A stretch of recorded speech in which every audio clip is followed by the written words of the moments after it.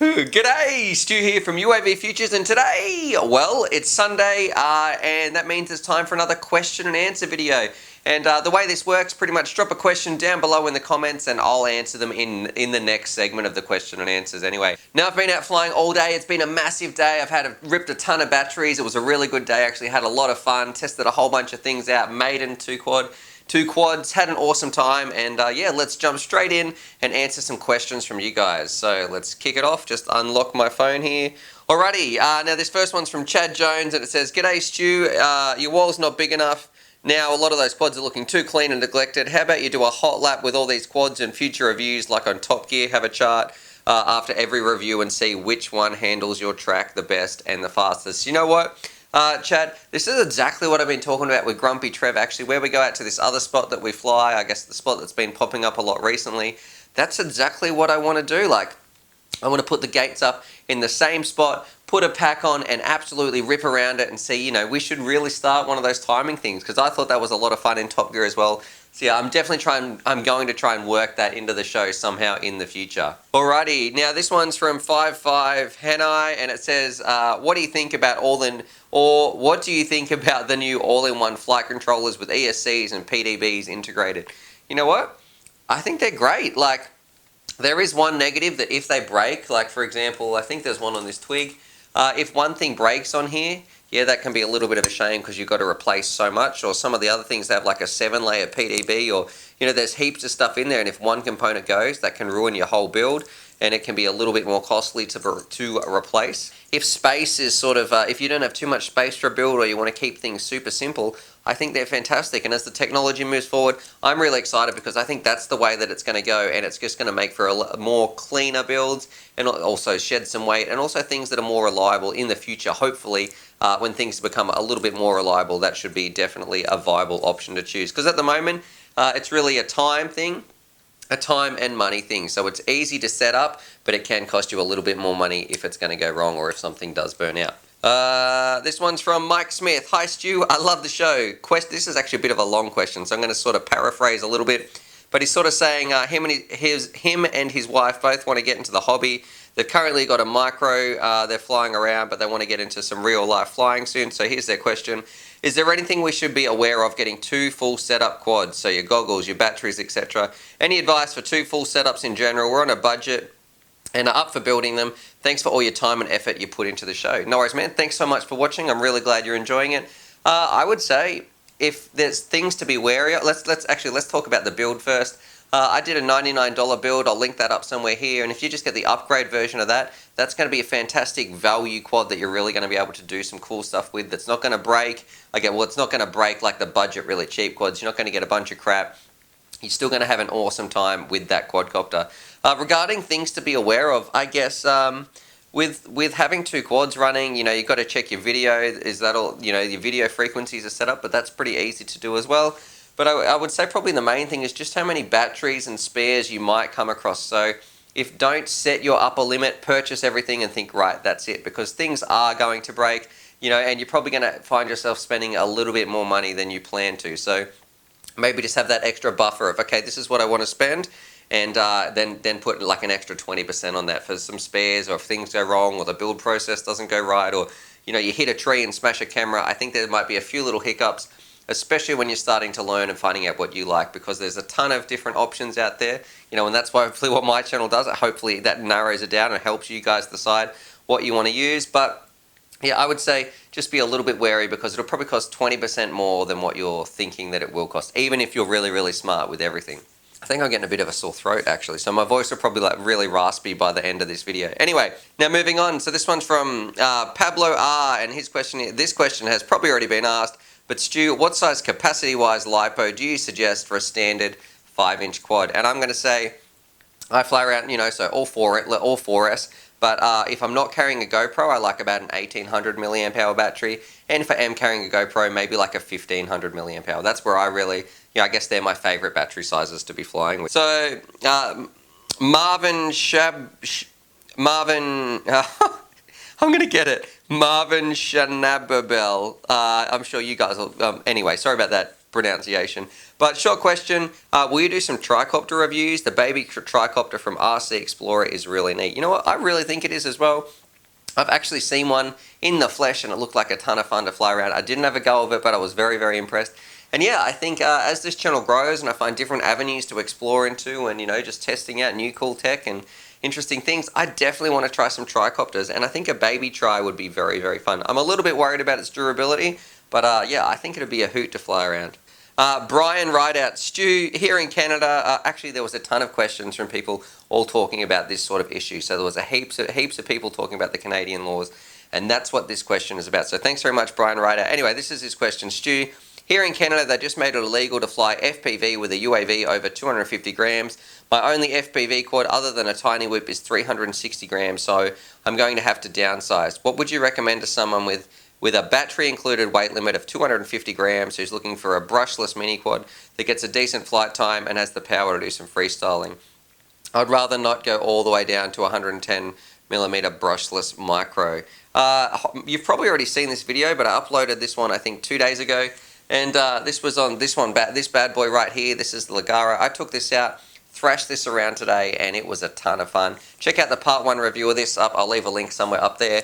But yeah, I flew this thing around and it was super quick. Now you do have to have some smart choices on your lipos, but I really do think there'll be a sort of a hyperlight version of the 4-inch frames coming out, you know, where things is really slimmed down. Where I think where it's at for under 250 grams is going to be some hyperlight 4 inches, yeah. And this thing was very, very fast. You guys are going to love part 2. And just to touch on that topic, you know, I think that really is a bit of a shame what's happening in Canada and with those laws, because it's obvious, in my opinion, it seems obvious that they don't understand what our hobby's about. We don't want to spy on people or cause a danger to anybody. You know, if I'm flying around other people, I'll happily move away or any of that sort of junk. It seems a bit ridiculous, a bit OTT, over the top. So, yeah, hopefully, what are some suggestions? You know, hopefully things change, but build a 4-inch. Or like this comment, so this one's from Sloth. I loved his comment to what Brian said, and his suggestion was just, Brian Ryder, just get a new government. So, you know, that's always an option. John ZX, can you bind 2 drones to 1 transmitter, or do you have to buy another transmitter, not flying at the same time?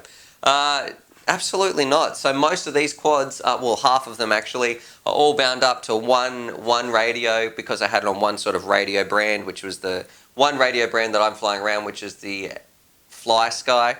And then the other half, some of the older ones, are all bound up to Free Sky. So, nope, you can use the one radio just depending on what receiver you want to put in there. All these quads, if I wanted to, I could set them up just flying them from one radio. I wouldn't be flying multiple at a time because that just wouldn't work.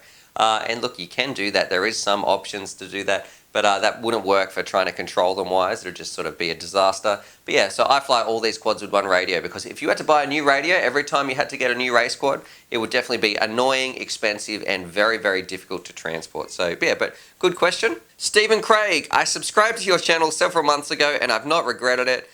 Thanks. I've enjoyed every video you've posted. I do have a question for you. How did you get started with reviewing free FPV gear? I'd love to do reviews and test new equipment, but I'm not sure how to get subscribers. Thanks, Stephen Craig. Okay, there's two things I want to talk about with this part. So the first bit, how did you get started with reviewing free FPV gear? I would probably say you need to rethink that on why you're doing it. Is it just to get free stuff? Because that's a little bit different. But in regards of reviewing FPV gear, or how did I get started with reviewing FPV gear? I started reviewing my own. Like, I can remember the very first thing, I've probably spoken about this before, but it's all about building something up, and I'll probably do a much larger video on this on the future, but it's all about building something for brands that they can use, like the company can use, so you're both getting something out of it. And the way I got started, I was writing off to companies, and I can remember, like, I reviewed a $15 piece of plastic, or it might have been like a $9 piece of plastic that was for a little Hubsan QX, you know, those little Hubsan toys. It was like something you could swap that in. You can check that video out somewhere. I'll leave, you know what, I'm going to leave a link up here. It's an absolute, I guess it's like a bit of a hilarious old school video. It was like my first or second ever video talking to the camera, and I feel like a robot, but yeah, that's how I started. And then I bought a whole bunch of stuff from that store as well and got it shipped, so he was happy to sort of include that frame. So I think just start off small, and really, just keep pumping out those videos, keep working on it, and you've probably already got some FPV stuff. Do some reviews on that. I guess show some proof that to other clients out there or anybody you want to do some work for. Show them what you've done already, so you don't have to get free stuff to start. You can already start reviewing some of the stuff you've already got, because there was a ton of stuff that I'd already bought or I borrowed off my friends and I started reviewing that. And yeah, that's how the channel sort of started to grow. So try not to think of it as all about just getting free stuff, and it's more like what can you provide to your subscribers. That's probably why they're going to join your channel. And you know, what can you also offer those companies who want to send you things. Alrighty, moving on. So this one's from Zayad Ali. Anyway, love your videos, Stu. Thanks very much, Ali. I was just wondering, what makes you laugh so hard in the beginning of your videos? Keep it up. You know what? It's probably like the amount of times I try to do the intro, or my wife will say something funny, or I don't know, I just love talking about this stuff. I'm sure you guys can see that enthusiasm, but when I sit in this chair and when I'm talking about quads, I get so excited, and I can actually just like feel a big smile coming across my face, and I don't know, it just happens. Like, I love this stuff, and yeah, I guess passion, having a good time, that's probably what I'm laughing about, you know, and not taking it too seriously too. Like, trying to say, when I was trying to do the review for this, the amount of times that I said legro, whatever it's called, I still can't say it. But, you know, just laughing at myself, you know, making a fool out of myself and having a good time. So yeah, that's what I'm laughing at a lot of the time at the start of my videos. This one's just from Yup. So I love your channel. I've learned so much and so much in capitals. Well, that's awesome that you're learning a lot. So much from you over the few months of getting started into this hobby. I have a build related question for you. Have you ever run into a situation when you've got perfect FPV video while your quad is sitting still, but the moment you arm and start flying around, you get a ton of noise, like fuzzy bunnies and lions running through your feed? I'm at a loss right now at how to fix this. Is there any info on the subject? That'd be greatly appreciated. Thanks again for everything you do for us in this hobby, and as always, happy flying. For Yup, usually I try to stay away a little bit from very specific questions about very specific motors or anything like that, but this one's a really easy fix. I'm going to say what this probably is. You're probably getting some noise from some high-powered motors, so just put an LC filter. Just have a bit of a look into how to put I don't know what it's called, a low current, I don't know what it's actually called, I just know it as an LC filter, but just do a bit of Googling around that and fixing up your FPV video feed, because that's exactly what's happening. Your motors are spinning up, they're introducing a heap of noise into your FPV system, and that's why you're seeing that noise. So put an LC filter on there, and hopefully that'll fix it for you. Righty. Alright, actually I'm going to have a cup of tea. So this one's from Thiago SVCA. Your first movies are drone flights. Did you have any RC hobby before? Cars, boats, choppers, or planes? Sorry if someone already asked this and I missed it. And most important, never stop the good day. In today's intro, last, just say fala gracias to us Brazilian fan.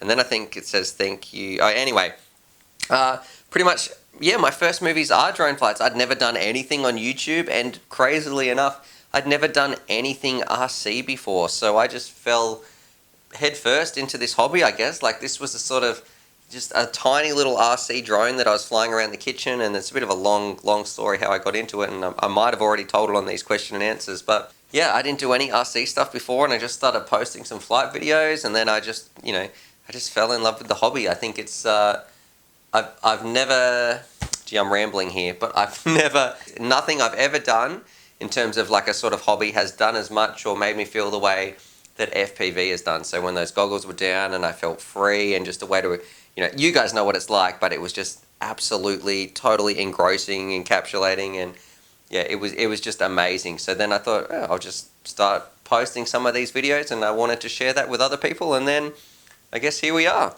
Alrighty, so this one's from Logan. My kid is coming on the 28th due to a planned C-section. Well, congratulations, mate. How are you planning to work with having a kid, continuing the hobby, and producing your channel? And this is a really good question, because obviously it's going to be a massive deal when the baby pops out. Surprise! Not that it's a surprise, but I'm pretty sure it's going to be a massive shock to the system. And how am I going to keep that going with the channel? I think I'm just going to take one day at a time. I don't have any expectations on what the baby's going to be like, and I'm sure I'm so excited for it to get here, and I'm sure once it's here I'm going to be like, man, this thing's making so much noise, what do I do? Especially being a first-time parent.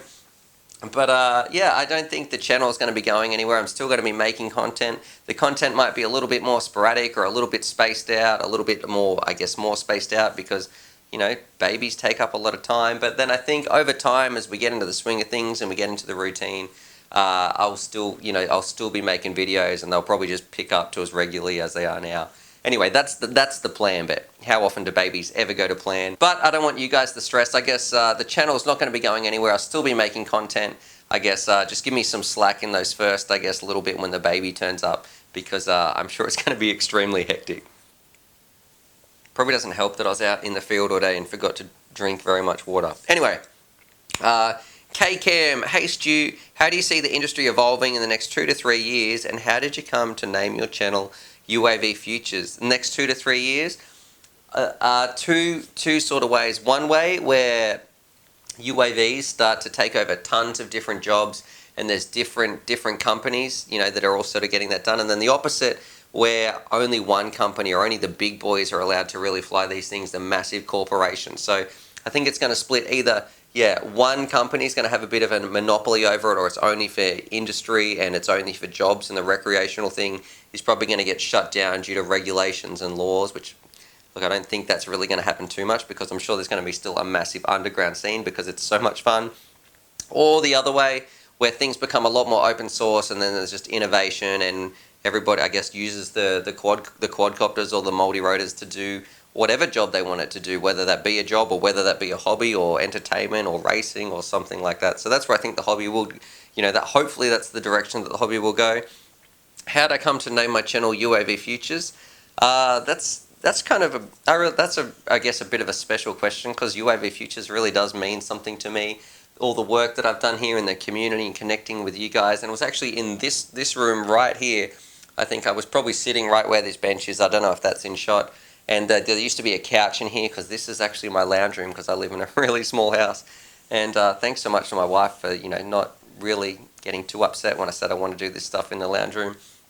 Anyway, I digress. But we're sitting on this couch and just having some chats, and I didn't want to just be FPV, or I didn't want to be like Stu FPV or anything like that, because I felt like I always wanted to. There was everything about the hobby I was really interested in. So, you know, and UAV, unmanned aerial vehicle, and then I just was thinking about the future, and I felt like it just really felt like something that was going to be in my future, because I was having so much fun with it, and also it was going to be something really important to the world, and they were going to use it quite a lot. So I think that's where UAVfutures was born, and it was just mucking around in Photoshop one night, making that little logo, like that little symbol that's actually next to it, the little quadcopter blade. A little bit of trivia here, but those blades are actually the U and the A, so they're actually taken off.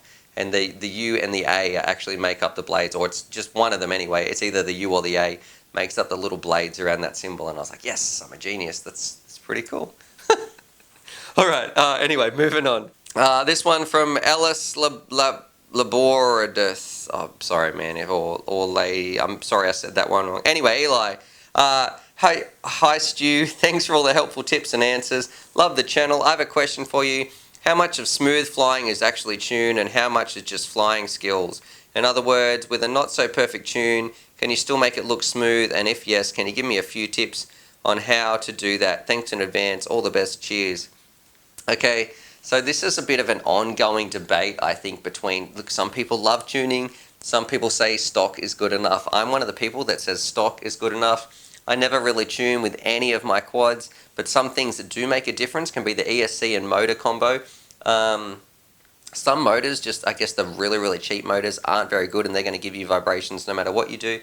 In regards to keeping it smooth, make sure Betaflight's on there, and make sure you've got clean props, because there is such a difference between beat up props and that fresh set of props that you put on there, just buttery, silky smooth. I'm looking at the Chameleon today because I was flying that around a ton. And, you know, I was flying these props that were totally destroyed, and like chips were missing, and like half the blade was cut out. And, you know, I was still fanging it around and having an awesome time. And then I was like, that's it, enough's enough. I put on that fresh set of props, and it is just amazing. So for smooth video, always make sure, if you're really after smooth video, make sure you've got some, I guess, fresh as a daisy props on there. Moving on, this one's from 5 freaking onion rings. So I really like that username, but here's his comment and question. Love your vids, especially the Q&A. Thanks so much for watching. Glad you enjoy them. But here's his question. Have you ever reversed the spin of the propellers? I'm trying based on someone's recommendation to keep the lens clearer while flying low in dusty, grassy areas, and it's been interesting. I'm too new to know if there's any handling quirks, characteristics to avoid. Yeah, I've seen some comments and some videos about this, and I think the best part might be keeping your lens clear. Yeah, it probably does that. Am I going to switch over and make the switch? Probably not. I probably can't be bothered. I don't want to have all my quad or half my quads on reverse prop. What is it? What do they call it? Prop inverse rotation or so. Anyway, I don't want to fly around with half my quads on reverse, half not on reverse, not knowing what prop to put on where. It's just going to confuse me. I don't find it that much of a big deal, and I guess, look, it might affect your flying in a very, very small way, and there might be some advantages to doing that. So if you want to do that, I'd say go ahead. But it's probably not going to make the biggest difference. I find my lenses aren't getting too dirty anyway. But yeah, I guess just give it a go. If you like it and it works for you, that's fantastic. And but if you're happy with how it's working, I'd say just keep doing what you're doing. So, you know, don't get too bogged down in it. I think there's a lot of other things we can do first that are going to improve our flying characteristics as we're flying around. Alrighty, that was actually the last question, so a bit of a shorter one this time. Anyway, hopefully you guys enjoyed that. You guys know the drill, or if you're new to the channel, drop a comment down below so I can answer it in the next question and answer video. But other than that, subscribe for more FPV related content, and as always, happy flying!